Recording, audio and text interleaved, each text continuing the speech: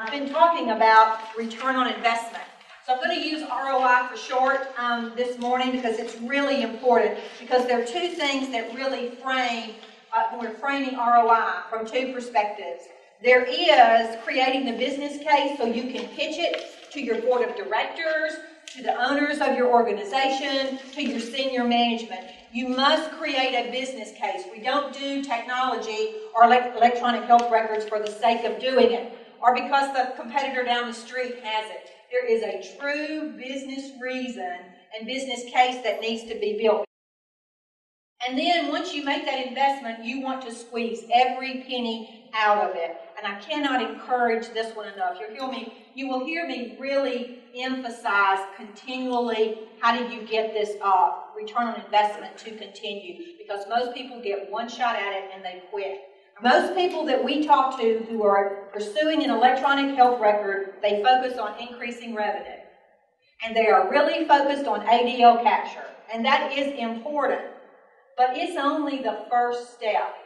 So if you're looking at an electronic health record, you've got the increasing the revenue through better ADL capture, through electronic charting on your list, very good. That is step one, though. And there's a lot more return on investment that you can get from this initiative and for your efforts than just that. So don't misunderstand me.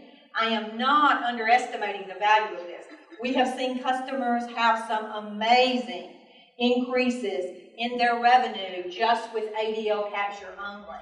But I'm here to tell you, if you do this right, you have some other places that you can actually get some return on investment and increase your revenue as well. About 300 items per CNA per day are collected in your organizations in some shape, form, or fashion. And we all know that a number of these do drive your revenue, meaning that you need to get paid for the care that you're giving.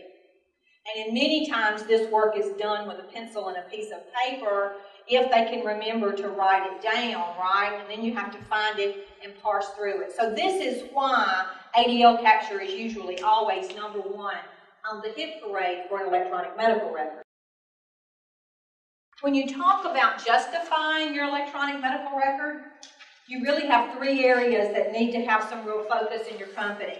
That's your corporate office, and usually they're seen as really pushing the initiative, approving it, and financing it, right?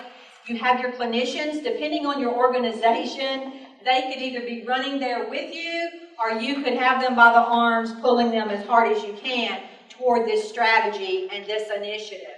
And then you also have your technology team. Or if you don't have a technology team today, if you're a smaller organization, this is an area you need to give some thought to. You're going to have a group of people who want to resist this.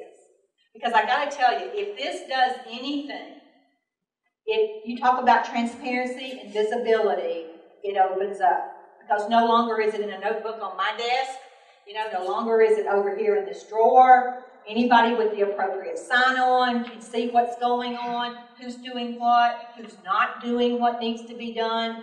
And so it does bring, I'm not here to say Big Brother, but it gives you access to data and information that you don't have today.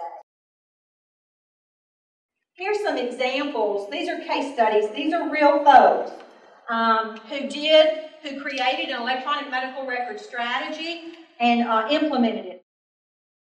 Now let's look at just on average. These are results across the country that we have tracked and that we have seen on average that people see when they are implementing an electronic medical record. There are some white papers on our website.